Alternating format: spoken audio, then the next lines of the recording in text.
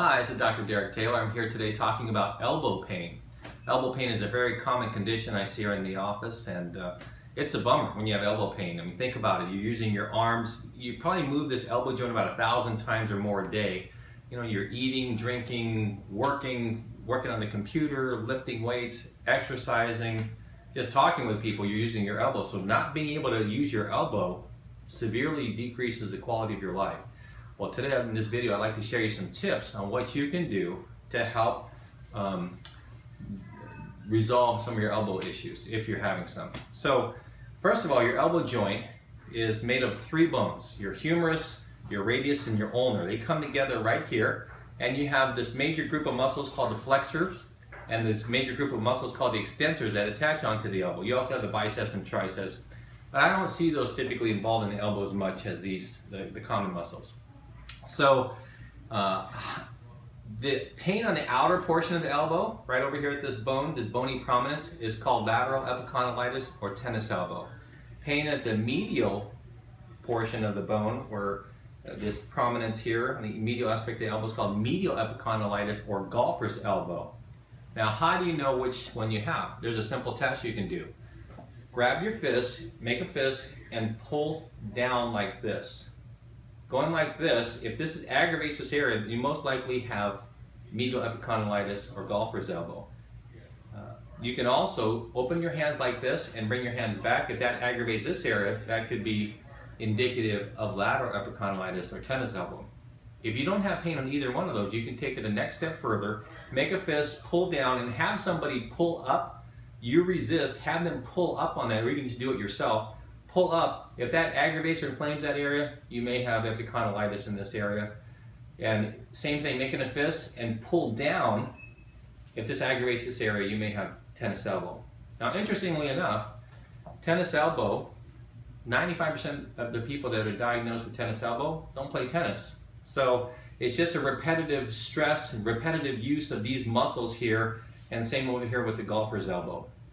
If you don't have pain with either one of those, after doing those tests, then you could have an elbow problem that's not coming from these areas, this area in and of itself.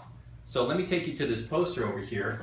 You could have what we call a subluxation, vertebral subluxation in the thoracic spine. Bones misaligned here. It's putting pressure on these nerves, and the nerves that come down from here that go down to the elbow may be referring pain to the elbow. So that you may just need an adjustment to help with the elbow pain.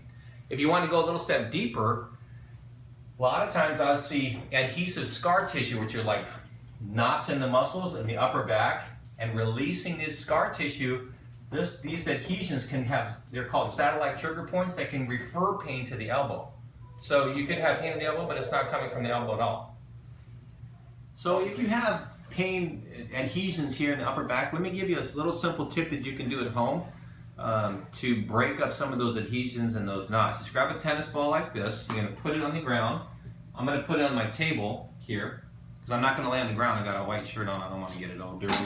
But I'm going to put it here on the table. I'm going to lay back like this and just kind of gently push into the tennis ball.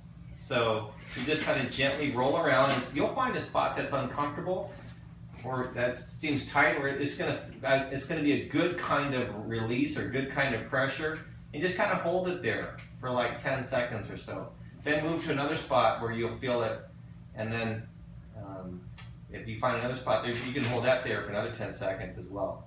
Here's the key. You don't want to be digging into the elbow, digging into this ball for a long period of time and making it like you're killing yourself. I know some of you like to feel that deep pressure and like to have that pain feeling, but by doing that, you can actually aggravate this area and actually aggravate the elbow. So I'm warning you in this video.